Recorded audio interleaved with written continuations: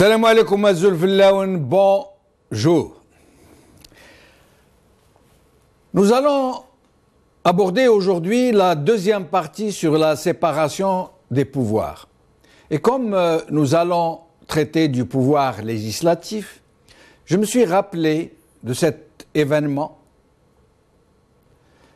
que je ne qualifierai pas, qui allait provoquer une immense tragédie quand les généraux janvieristes avaient interrompu le processus électoral des élections législatives dont le premier tour avait donné la victoire au fils.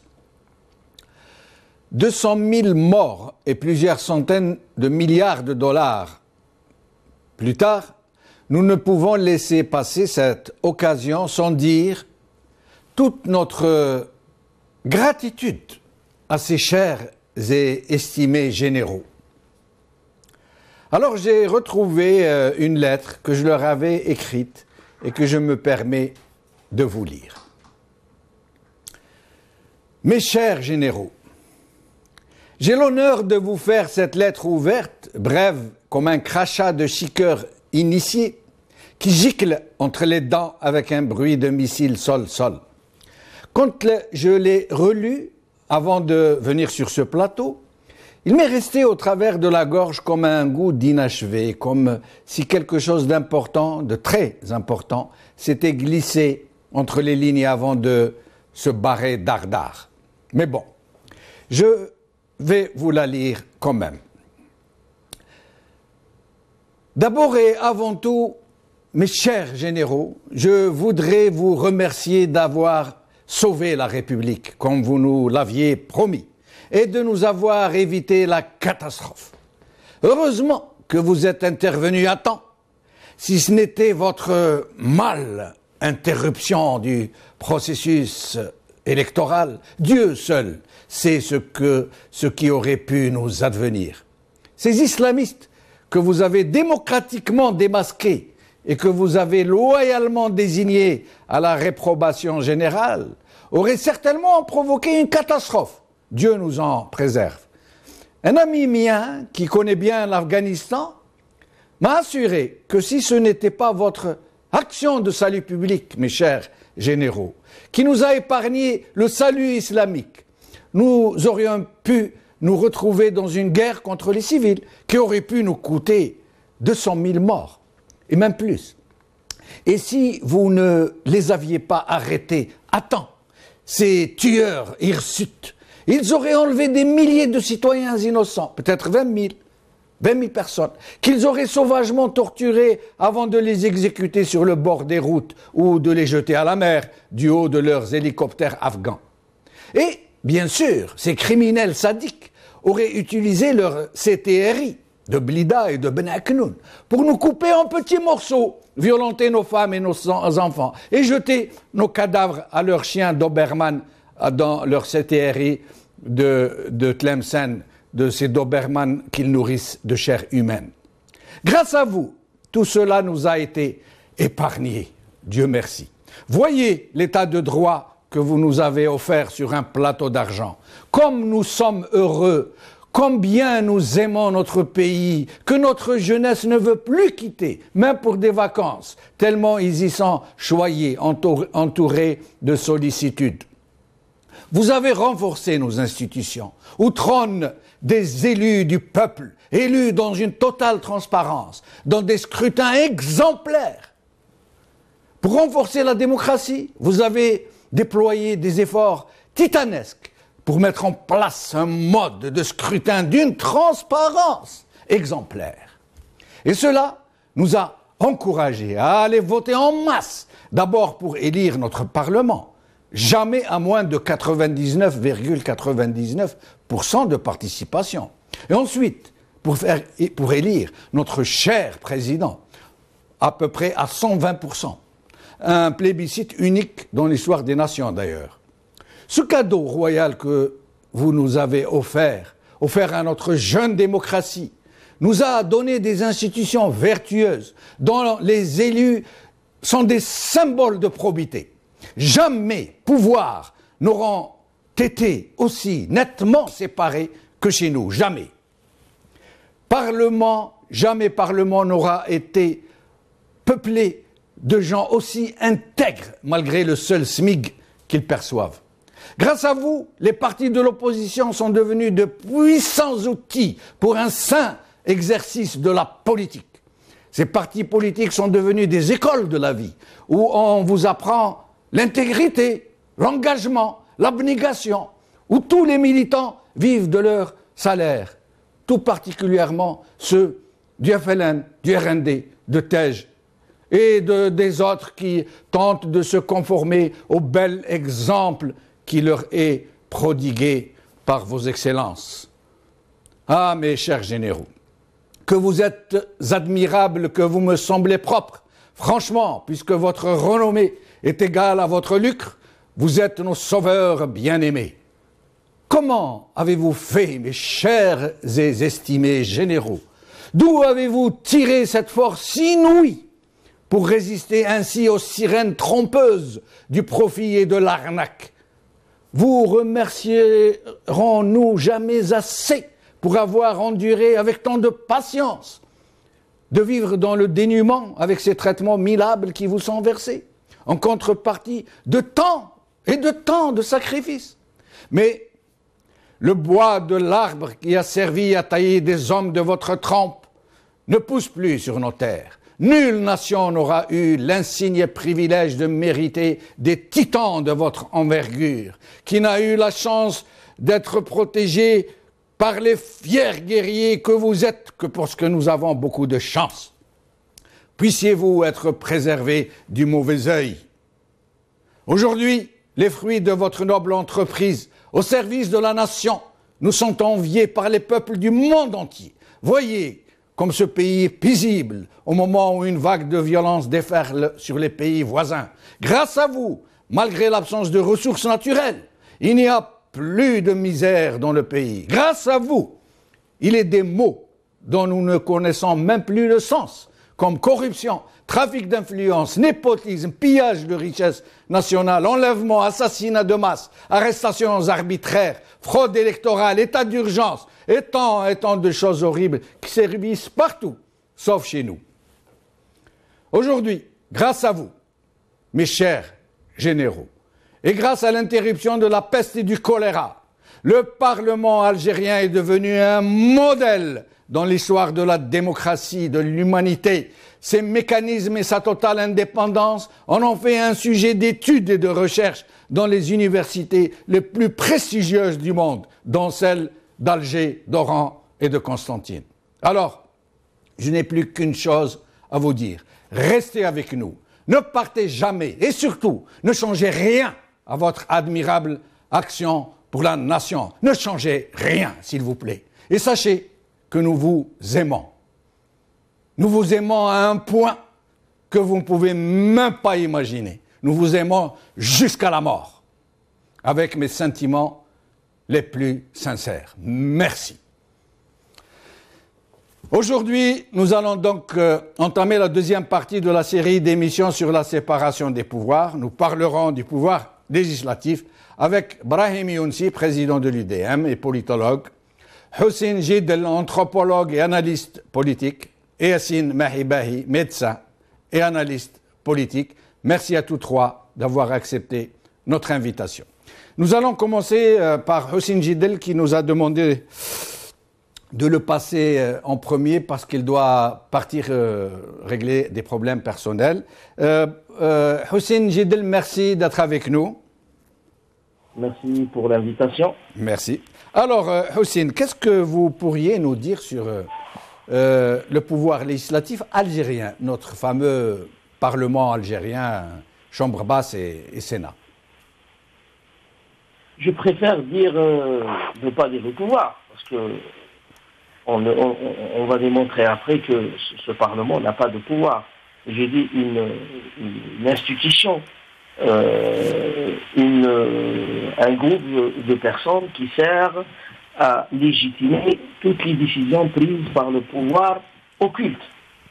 Et donc, puisque le régime algérien n'est pas fondé sur le choix du peuple, ne représente pas le peuple, et donc le Parlement aussi ne reflète en aucun cas cette volonté du peuple.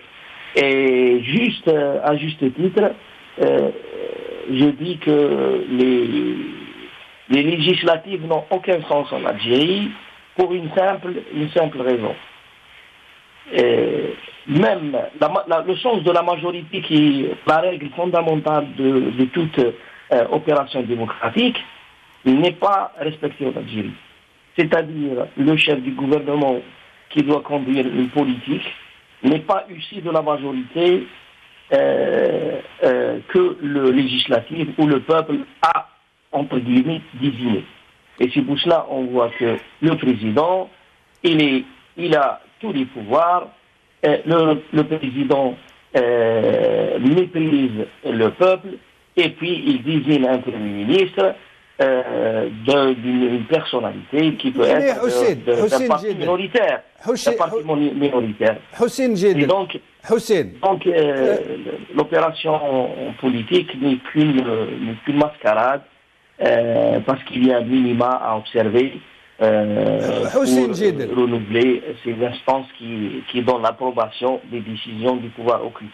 Hussein Jidl, c'est vrai, vous nous faites remarquer à très juste titre que le Premier ministre n'est pas désigné au sein de la majorité, entre guillemets, élue du Parlement, élu, entre guillemets, aussi. Pourtant, le FLN, c'est leur principal outil. Le FLN, c'est leur principal appareil. Le FLN est du régime. Pourquoi à chaque fois évite-t-il de nommer un Premier ministre qui soit du FLN alors qu'il a la prétendue majorité parlementaire? Ben oui, voilà. La majorité n'a aucun sens. Pourquoi il refuse? Pourquoi il refuse de nommer? Oui. Parce que le Parlement n'a pas de pouvoir. Le Parlement avait vraiment un pouvoir, si on observait le minimum de respect pour l'opération démocratique ou de vote, on aurait dû désigner le Premier ministre de la majorité. Mais comme le président, c'est lui qui désigne, c'est lui qui décide et c'est lui qui sait, et le reste, que ce soit les parlementaires ou le peuple, c'est pas ses affaires. Donc on désigne le Premier ministre d'une minorité ou hors la majorité, comme c'est le cas en Algérie actuellement. Et voilà déjà le non-sens d'une représentation du peuple. Mais Hussein, pourtant, Hussein Jidl, en quoi ça les dérange de nommer quelqu'un du FLN? Le FLN est doit sur la couture du pantalon, prêt à obéir à tout. Pourquoi donc évite-t-il de nommer un Premier ministre? Imaginons qu'il nomme Saadani, il ne va pas les déranger. Oui, mais ça revient au tempérament du président et caprice du président. Le président, il pense qu'il est au-dessus de toute règle. Enfin, le président ou celui qui est derrière le président plutôt. Alors, et donc, le fait de désigner un Premier ministre d'une majorité issue de vote, ça veut dire pour lui, c'est une soumission à un parti politique, à une volonté du peuple. Alors que le pouvoir lui-même, l'essence du pouvoir, et on ne doit pas se soumettre à la volonté du peuple. Le président, il est au-dessus, de la volonté du peuple. Donc, je ne vais pas choisir. Ils ne vont pas m'imposer un Premier ministre issu d'une volonté populaire, puisque je méprise la volonté populaire et je méprise ce peuple, et donc je fais ce que je veux. Voilà. Donc, dans le tempérament de Bouteflika, on ne doit rien lui imposer, et on doit rien observer comme règle qui peut heurter sa sensibilité. Et c'est avec ce tempérament qu'on dirige les affaires depuis, entre guillemets, on dirige maintenant plus rien, mais qu'on gère un pays qu'on appelle l'Algérie. Mais Hussein Jidl, vous parlez même si c'est hors sujet, vous parlez du président Bouteflika comme si réellement c'était lui qui décidait, Oui, quand je dis Bouteflika, je dis les Bouteflika avec R. Ah, d'accord, très bien. Les Bouteflika. Absolument. Parce que Bouteflika, il représente, c'est comme Toufir. Ouais. Tawfiq, c'est le représentant d'un clan, d'une force occulte. Bouteflika, il représente le clan, les Bouteflika, les Tawfiq, quand je dis les Tawfiq, c'est-à-dire les généraux et le DRS, etc. Donc, ils ont un représentant, chaque clan a son représentant, et on le sait tous que c'est le frère du président qui dirige le pays depuis la première hospitalisation du président à Val-de-Grâce. En 2005. Merci beaucoup, Hossein Jidel. Nous vous libérons et nous vous remercions pour votre participation en espérant vous revoir bientôt. Merci, Hossein. J'en viens à Brahim Younsi. Merci d'être avec nous, c'est Brahim. Ah, il y a un souci, on ne vous entend pas. Ah, voilà. Merci. Merci. Et puis, je salue vos téléspectateurs. Merci beaucoup. Alors, Ibrahim, si vous nous faisiez un bref historique sur le Parlement en général, sur le pouvoir législatif en général, et particulièrement en Algérie. Bon, il vaut mieux se concentrer et se centrer sur l'Algérie. D'accord. Parce que les modèles sont différents. Le modèle français, le modèle américain sont différents, très différents du modèle anglais et également, où les séparations du pouvoir sont très strictes dans certains pays, elles le sont moins dans d'autres, comme la France d'ailleurs. Oui. Pour parler plus spécifiquement de notre pays, parce que c'est ce qui intéresse nos compatriotes, c'est de faire effectivement un historique du législatif. Comment est né le législatif, quand il est né dans notre pays, ou ce qui représentait le législatif. Évidemment, avant l'indépendance, ou avant le déclenchement de la lutte de libération nationale, on sait que c'était l'ordre colonial, c'était l'Assemblée nationale, le principe des deux collèges, etc. Donc les Algériens n'avaient pas la maîtrise de leurs lois. Depuis l'éclatement de l'insurrection nationale, la lutte armée, les auteurs de l'insurrection avaient une conception collégiale de la gestion de la révolution. La date qu'il faut retenir, c'est celle d'août 1956. À partir de 1956, de ce qu'on appelle le congrès de la Soumane, des institutions ont été mises en place. Parce qu'il y avait trop de divisions, la révolution pataugeait, etc. Avec l'arrivée de Abban, Ramdan, que Dieu ait son âme, la révolution s'est dotée d'institutions. D'un CNRA, d'un Conseil national de la révolution algérienne, qui représente ce pouvoir, entre guillemets, législatif et délibératif. Parce qu'il délibérait, on essayait de donner une conception plus ou moins démocratique de la révolution algérienne. Et il y avait un pouvoir exécutif qui était représenté par le CCE, le comité de coordination et d'exécution. Donc, exécution, donc pouvoir exécutif. Mais le problème, c'est que le CNRA, qui a été, dont les membres étaient bien désignés, qui n'étaient pas élus, la majorité d'entre eux étaient représentés l'ALN, oui. Étaient déjà des militaires. Donc il y a une origine à ce que nous vivons aujourd'hui et votre lettre. Une déviation originelle. Tout à fait.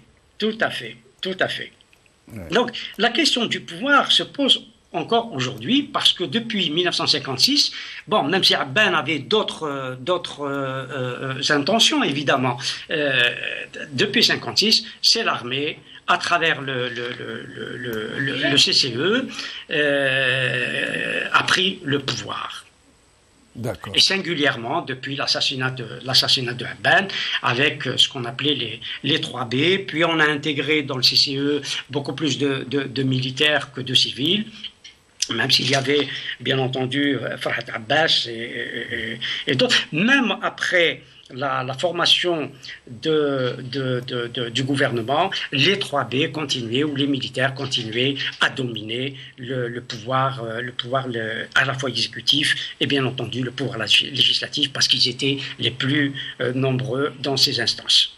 Et on en arrive à l'indépendance.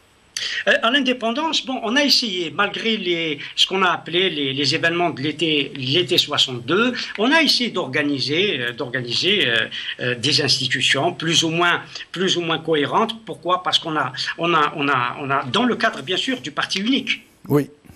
Dans le cadre du parti unique, parce que ça c'était un choix, hélas, qui a été fait en mai-juin 62 à Tripoli. Oui. Tous les acteurs, hein, toutes les composantes de la révolution algérienne étaient d'accord pour le parti unique. Oui. Hein? Parce qu'ils y étaient en fait. Absolument, voilà. Mais c'était cela. Hein. Ouais. Le parti unique était une décision collective, voilà. Oui. Les responsables de la révolution algérienne divergeaient sur qui allait gouverner. Voilà. Et pas ni sur le programme, ni sur les institutions. Exact. C'est ça le problème.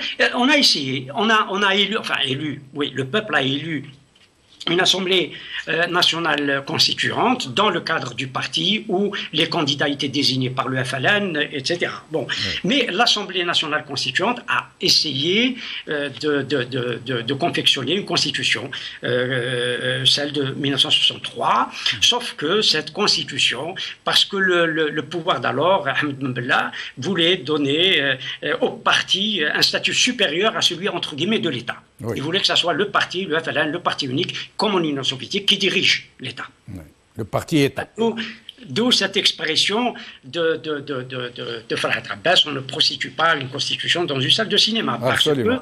Parce que ce n'est pas les constituants qui avaient voté pour la constitution, ce sont les cadres du parti désignés là aussi au cinéma majestique pour décider de l'avenir institutionnel et constitutionnel de l'Algérie. Et on sait ce qui s'est passé. Le 19 juin 1965, le coup d'État intervient, un conseil de la Révolution se constitue. Ce conseil de la Révolution, après avoir... il y a eu un flou et des ambiguïtés parce qu'il avait dit qu'il allait poursuivre, qu'il allait continuer avec les mêmes institutions. Oui. Le 10 juillet 1965, Boumediene, ou le conseil de la Révolution, mais c'était Boumediene, promulgue une ordonnance, l'ordonnance du 10 juillet 65, c'était une petite constitution. Oui. L'Algérie a été enfin, une petite constitution, c'est trop dire. Non, mais disons que parce qu'il y avait des règles.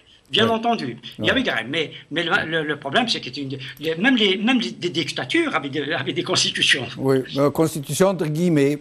Oui, bien sûr, mais ils avaient des constitutions, des constitutions qui donnaient le pouvoir à une seule personne. Voilà, c'est une masse fondamentale. Voilà. Et donc, Houari Boumediene, on savait que le Conseil de la Révolution, d'autant que beaucoup l'avaient quitté, d'autres avaient été assassinés, etc. C'est Boumediene, tout le monde était responsable devant le président du Conseil de la Révolution, qui était Houari Boumediene, qui lui, bien entendu, légiférait par décret.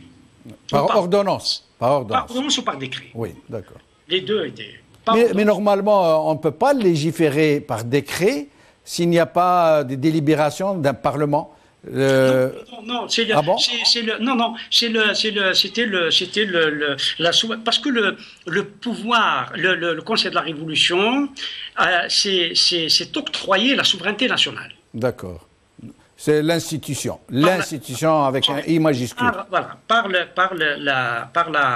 l'ordonnance du 10 juillet 1965. Oui. Et tout le monde était responsable. Le gouvernement, les ministres, bon, il n'y avait pas de Parlement. Oui.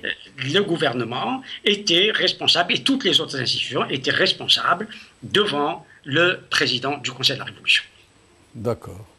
Voilà comment c'est. Et cette situation de dictature de l'endroit qui s'est poursuivie après, c'est en 1976, à la suite de l'affaire du Sahara occidental en particulier. Oui. Ce n'était pas le désir de Boumediene parce que en 1970, il avait décrété qu'il n'y aurait ni Parlement, ni Constitution et que la politique algérienne allait se poursuivre avec un Conseil de la Révolution, main vide, avec lui-même seulement, ou peut-être Bouteflika à cette époque-là avec lui, allait continuer à diriger l'Algérie tout seul.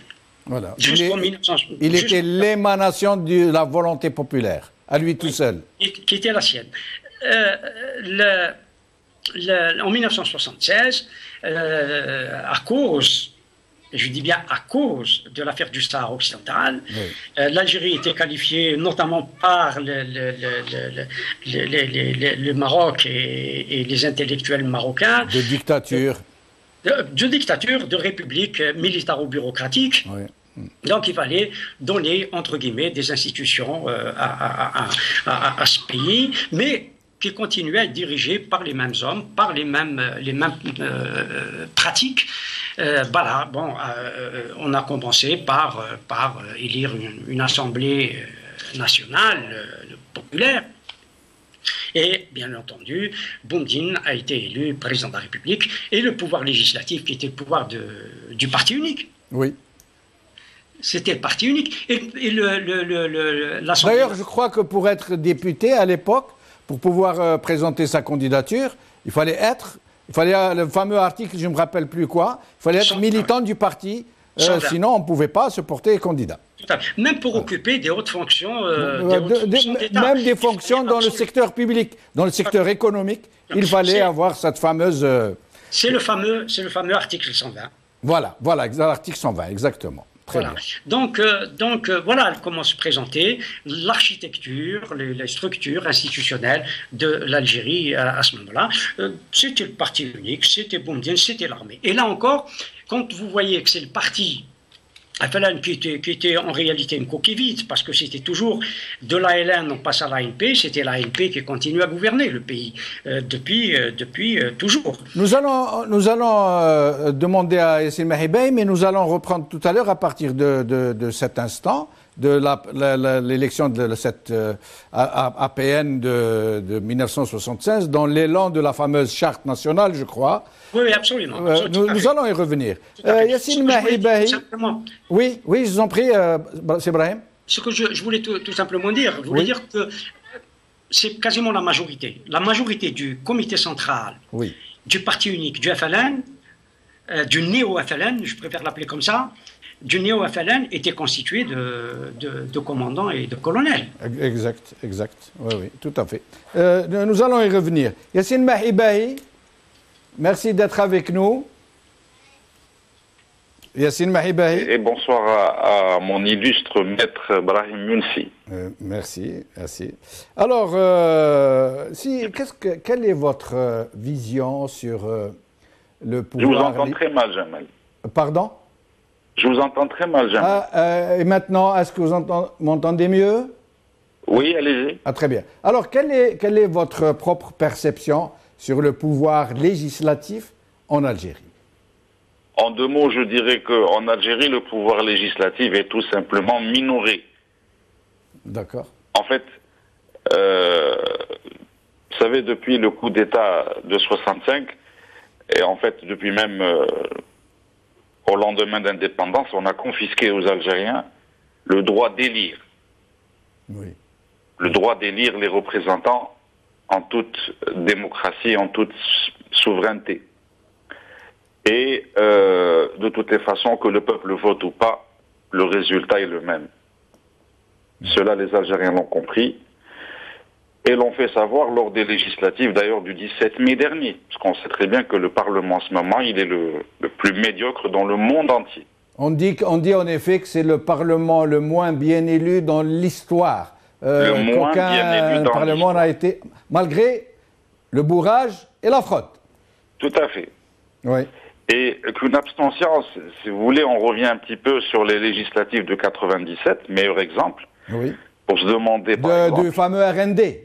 Voilà, par quel tour de passe-passe un parti, celui d'Ahmedou Yahya, qui était alors chef du gouvernement, et que ce parti, il est né 2 mois avant les élections en question, en arrive à arracher 157 sièges à l'Assemblée populaire. La majorité écrasante. Écrasante.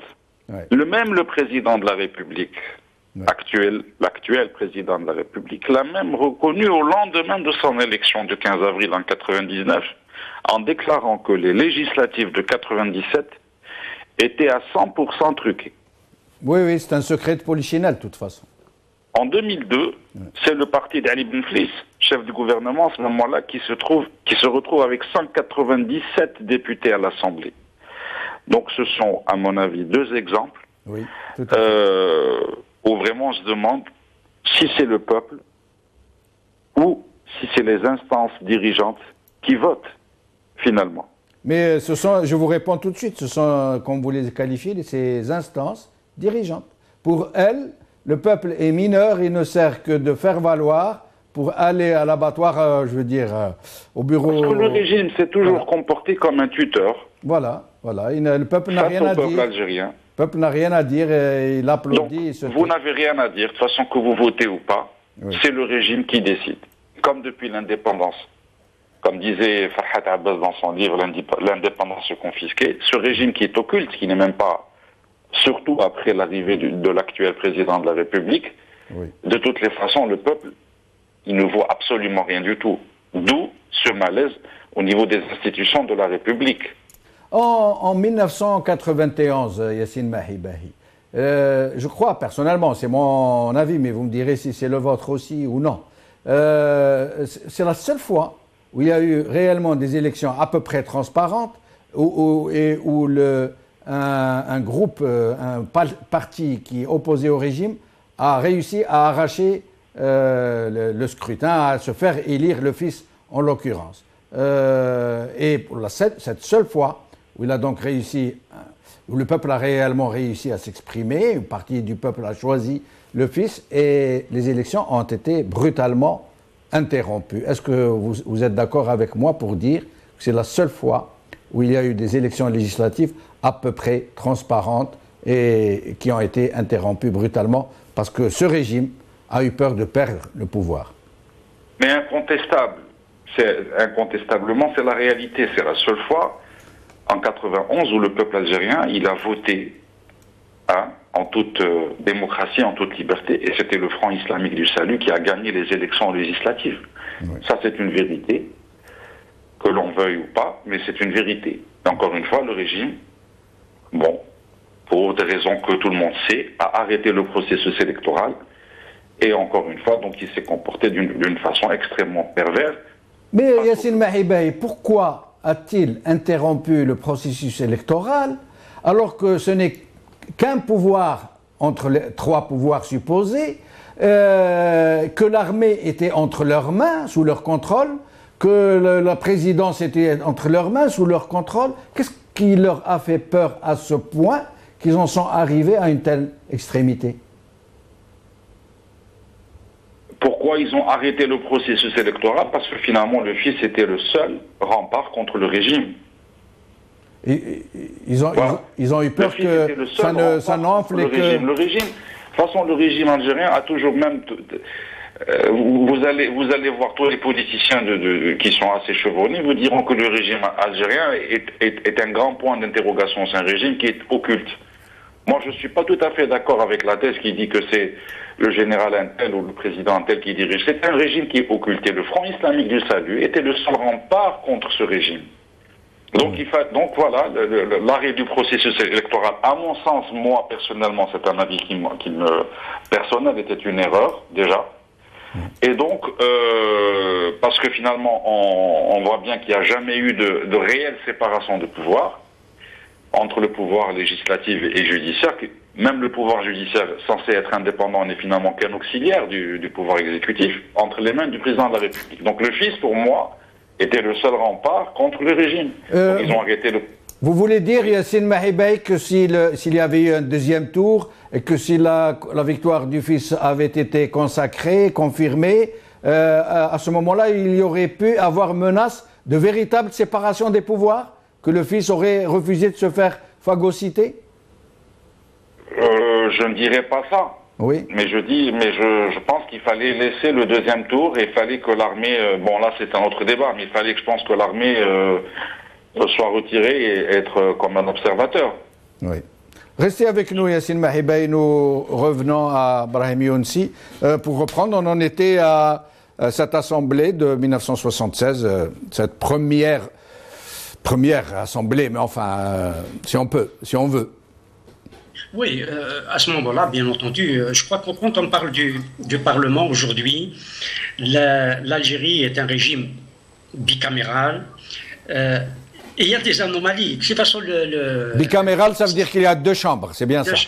De toute façon, le système algérien est un système institutionnel où il y a des flous, plus que des flous institutionnels. Quant à ce qu'on appelle chez nous le Sénat, le Conseil de la Nation, oui. Il y a un tiers des sénateurs, mettons-y des guillemets, sont désignés par le président de la République. Oui. Et ce n'est pas gratuit quand on dit un tiers, parce que c'est une minorité de blocage. Ah ben oui, absolument, voilà. 48 sénateurs. Voilà. Cela c'est une minorité de blocage, mais qui peut bloquer, parce que le principe est que les lois soient votées par la Haute Assemblée et la Basse Assemblée dans les mêmes termes. Oui. Quelle est la différence entre les deux sur un plan législatif? Quelles sont les prérogatives de l'une et de l'autre, de la Chambre basse et de la Chambre haute, le Sénat? C'est la Chambre basse, c'est-à-dire c'est l'Assemblée nationale qui élabore la loi. D'accord. D'abord, c'est elle qui fait la loi. Et le Sénat, où il est d'accord et adopte la loi dans les mêmes termes, ou alors il ajoute. Il apporte des amendements. Effectivement, des amendements, des modifications. Et si jamais le Sénat rejette une loi donnée? Elle doit faire ce qu'on appelle la navette. Elle revient pour être rediscutée. Et puis elle retournera au Sénat. Ok, très bien. C'est le système. Mais sinon, quelle est votre appréciation sur ce Parlement, sur son efficience dans la vie publique? Est-ce qu'il y a, ne serait-ce qu'un tout petit peu, une petite séparation avec l'exécutif, ou est-ce que ce n'est qu'une chambre d'enregistrement? Vous venez de le dire, ce n'est qu'une chambre d'enregistrement, alors qu'à l'époque, l'Assemblée nationale populaire, avant les événements de 1988, oui. L'Assemblée nationale était une courroie de transmission. Oui, oui. C'est simple,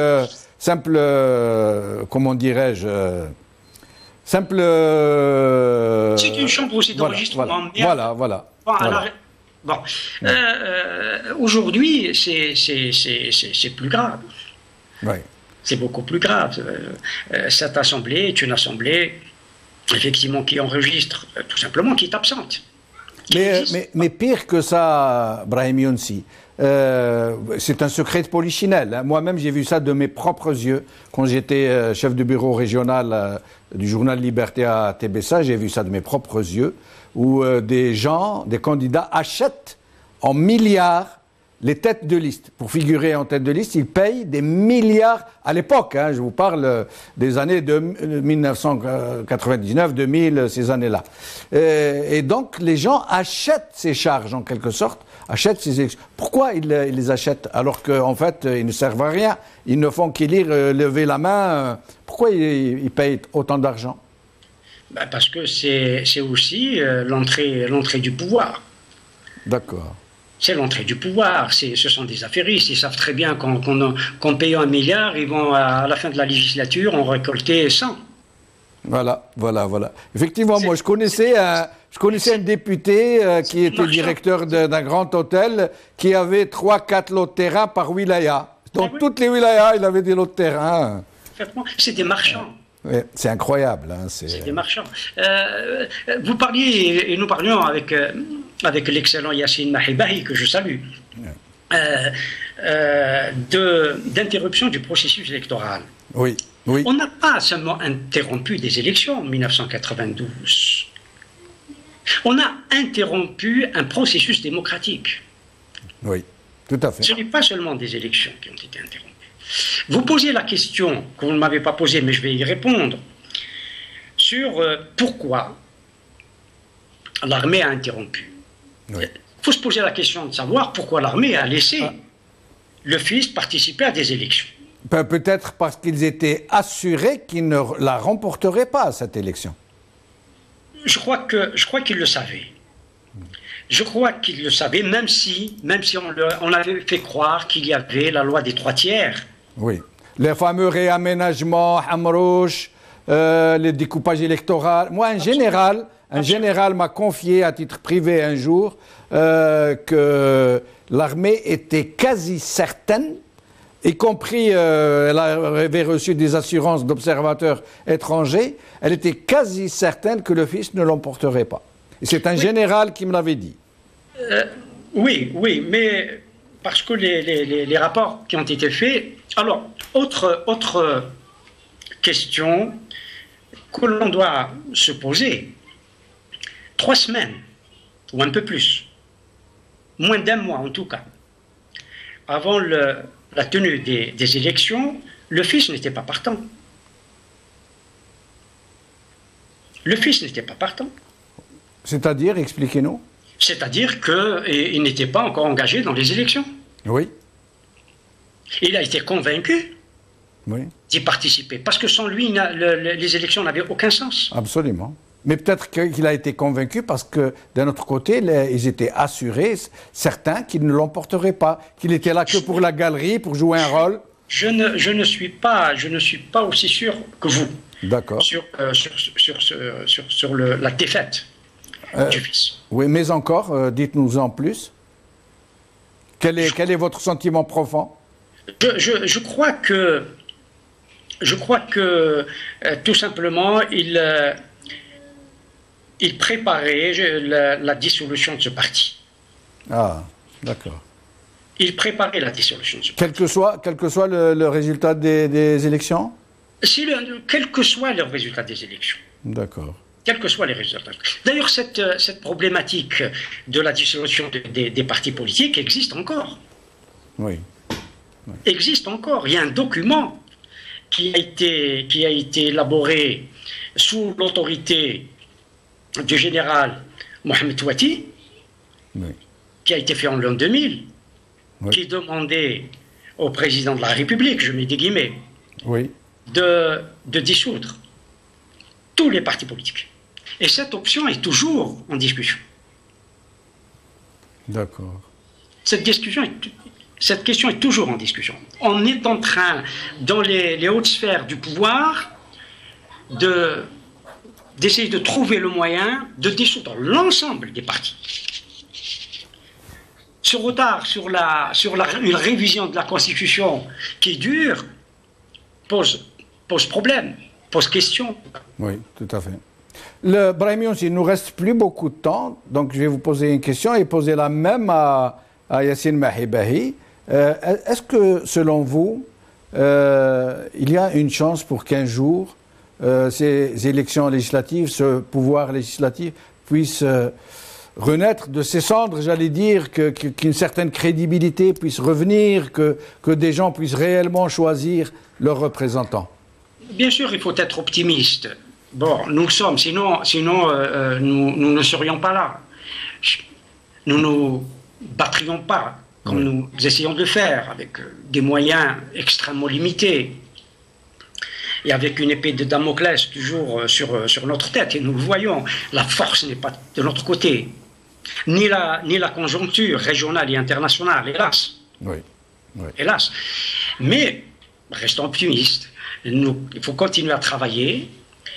C'est dommage que l'opposition, telle que je la conçois, ne soit pas unie, n'arrive pas à élaborer une stratégie claire et avec j'allais dire, un projet que le peuple puisse agréer pour pouvoir donner une alternative à ce système.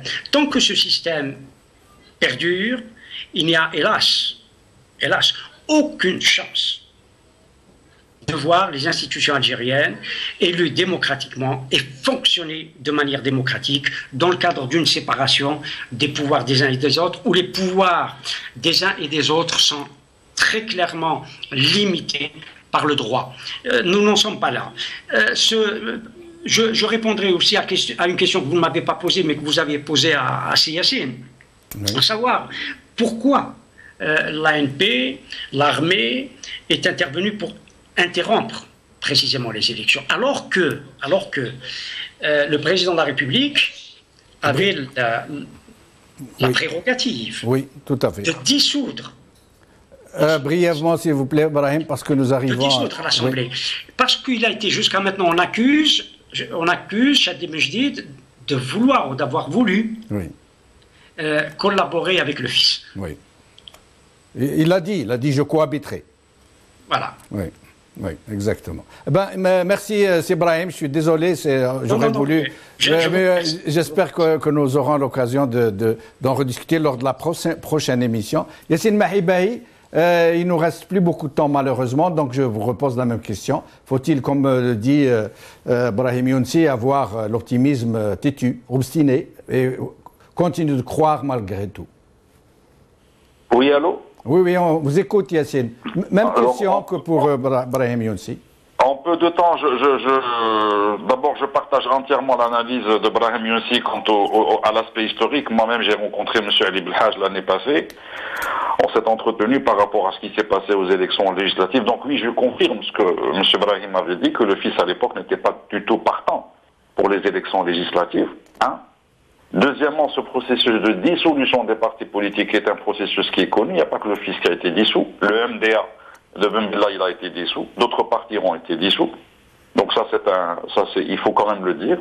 Alors, l'autre question pour savoir l'avenir des institutions, oui, il faut être optimiste. Encore faut-il qu'il y ait une nouvelle constituante, parce qu'il faut savoir une chose, c'est que depuis l'arrêt du processus électoral, le peuple a perdu confiance totalement en ses dirigeants et les partis politiques ont perdu leur crédibilité. Donc les représentants au sein de l'Assemblée nationale qui finalement ne représentent absolument rien du tout, je pense qu'il faut une nouvelle constituante comme celle qui a été faite le lendemain de l'indépendance, comme celle qui a été proposée par M. Aïd Ahmed. Il faut complètement une nouvelle constituante, comme celle qui a été faite chez nos voisins en Tunisie. Il faut redonner confiance au peuple algérien et il faut redéployer l'échiquier politique pour dire voilà, maintenant, s'il y a des élections législatives, on donne la parole au peuple. S'il y a une majorité, il faut que le gouvernement sorte de cette majorité. Yassine Mahibahi, merci infiniment, en espérant vous revoir bientôt. Merci à Brahim Younsi, merci à Houssine Jedel. Cette émission est maintenant terminée. Salam alaikum, qawal akhir, bislama.